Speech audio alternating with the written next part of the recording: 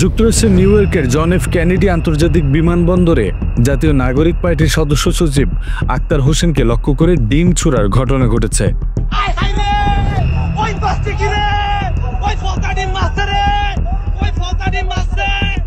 স্থানীয় সময় বিকেল 5টার দিকে বিমানবন্দরের 4 নম্বর টার্মিনাল থেকে বের হওয়ার সময় এই ঘটনাটি ঘটে। প্রত্যক্ষদর্শীরা জানান, আক্তার হোসেনকে লক্ষ্য করে ডিম ছুড়তে দেখা যায়। পরপর 2টি ডিম তার পিঠে লাগে, তবে আক্তার হোসেন কোনো প্রতিক্রিয়া না দেখিয়ে হেঁটে যান। অন্তর্বর্তী সরকারের প্রধান উপদেষ্টা ডক্টর মোহাম্মদ ইউনূসের সফর সঙ্গী হিসেবে আক্তার হোসেন সেখানে পৌঁছান। তার সঙ্গে ছিলেন বিএনপির মহাসচিব মির্জা ফখরুল ইসলাম আলমগীর, এনসিপির জ্যেষ্ঠ যুগ্ম সদস্য সচিব তাসনিম জারা। প্রত্যক্ষদর্শীরা জানান, তাসনিম জারাকে লক্ষ্য করে কটূক্তিও করা হয়। তবে এ সময় স্থানীয় আওয়ামী লীগ নেতাকর্মী ও সমর্থকেরা সেখানে বিক্ষোভ করে স্লোগান দেন।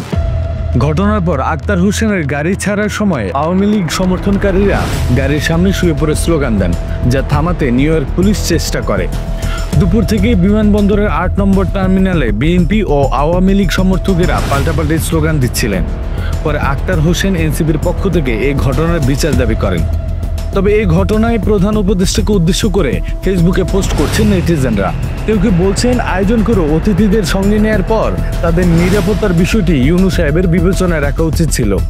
ফ্লাইটে খাতির যত্ন আর ছবি প্রচারের পর ল্যান্ডিংয়ে অতিথিদের অরক্ষিত রেখে এমন অপমানজনক পরিস্থিতিতে ফেলে দেওয়া দুঃখজনক ও লজ্জাজনক।